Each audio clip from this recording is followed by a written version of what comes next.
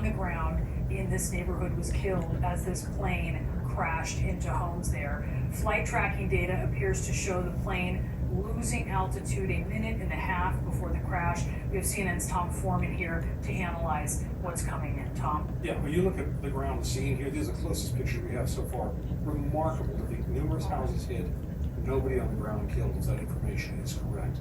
That doesn't do anything for the 62 people who were on board, 4 of them crew members. This is called an ATR 72 because that is the typical, the complete load of the aircraft. So they were almost full. They'd flown from Cascavel down here, which is about a 12-hour drive from Sao Paulo. Veneto is just a little bit north here, probably from the regional airport downtown, and this is a regional carrier.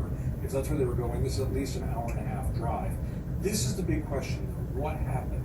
It would have been in the position of approaching to land to some degree at this point, and you see it falling out of the air.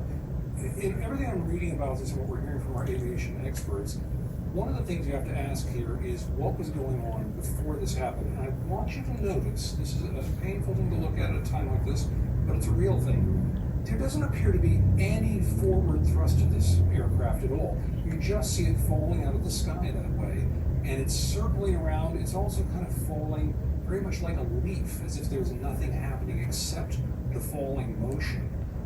One of the possibilities here that I think they're going to have to look at is what happened a year ago in Nepal. In Nepal, there was an accident of a similar aircraft, same make.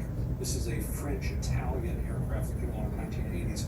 Similar make plane had a crash in Nepal.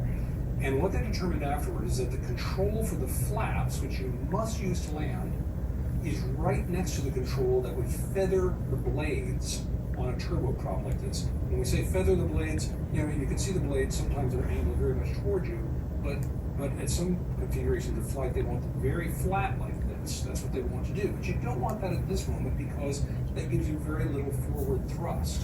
In Nepal, what they found is that somebody reached for, they believed, the flap control and pulled the wrong one, and it feathered the blades and they lost thrust. Now, does that explain it? We don't know. You mentioned that minute and a half time there.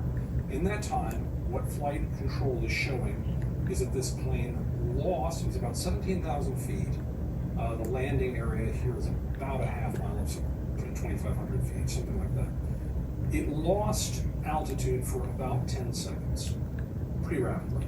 Then it went back up for about 8 seconds. It stayed there for about 8 seconds, and then came all the way down. Is that consistent with what one would expect in a situation like this? If there were a feathering of blades, I don't know. You need an aviation expert for that.